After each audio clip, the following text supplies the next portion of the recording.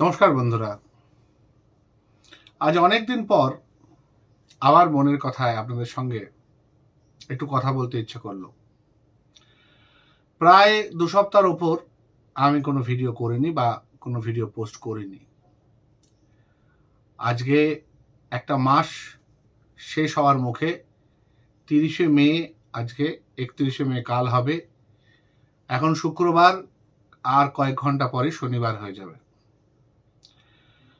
অনেকগুলো দিন কিছু বলিনি, কারণ সত্যি কথা বলতে কি কিছু বলার মতো ছিল না। একটা গান আছে না, চেয়ে চেয়ে দেখলাম তুমি চলে গেলে, আমার বলার কিছু ছিল না।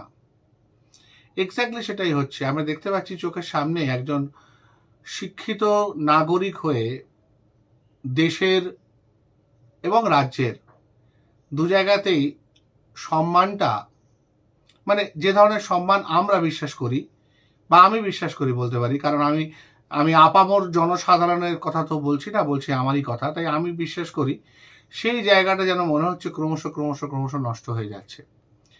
আমরা দেখছি কিন্তু আমাদের কিছু বলার নেই। কেন হচ্ছে বলুন তো এরকম? আমার অনেক সাত্ত্বিক বন্ধু আছেন, তাদের সাথে কথা বলেছি, তারা বলছেন ঘোর কলিকাল, কিছু করার নেই, এরমই নাকি হবে। মানুষের নৈতিক অবক্ষয় নাকি হতে থাকবে, বুঝলেন?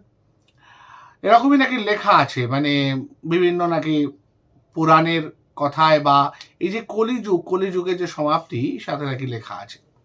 কারণ সারা পৃথিবী জুড়ে তো এই অবস্থা, যে পৃথিবী যে আমাদের একটি বড় দেশ আছে, যাকে আমরা বাবা ভাবি, পিতৃতুল্য বাবা, যার কথায় দুই পাশের বাড়ির ছেলে দুজন খেলছিল, খেলতে খেলতে একটু ঝগড়ার মুডে চলে গেছিল। বাবা ওখান থেকে জোরে হুঙ্কার দিলেন, এই এবার বন্ধ করো লড়াই, অনেক হয়েছে, আমি ঘোষণা করে দিলাম তোমাদের মধ্যে আর লড়াই হবে না, যাও গিয়ে পড়তে বসো, নইলে তোমাদের কাল থেকে আর খেতে দেবো না বললেন। আর অমনি আমাদের যে দেশ এবং আমাদের যে প্রতিবেশী রাষ্ট্র, তারা সুসুর সুসুর করে বাড়ি গিয়ে মায়ের বানানো খাবার দাবার খেয়ে চুপচাপ পড়তে বসে গেল। এই যে ভদ্রলোক যদি বললেন, তারও তো নৈতিক অবক্ষয় যথেষ্টই আছে, এবং তার চেয়ে বড় কথা সেই দেশটারও তো অত্যাধিক নৈতিক অবক্ষয় হয়েছে, নইলে এইরকম একটা মানুষকে আবার দ্বিতীয়বারের জন্য প্রেসিডেন্ট করে কেন নিয়ে আসা হবে?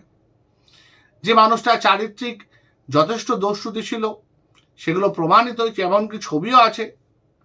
এবার চরিত্র, লোকে বলে নাকি পুরুষ মানুষের চরিত্র কোনোদিন খারাপ হয় না।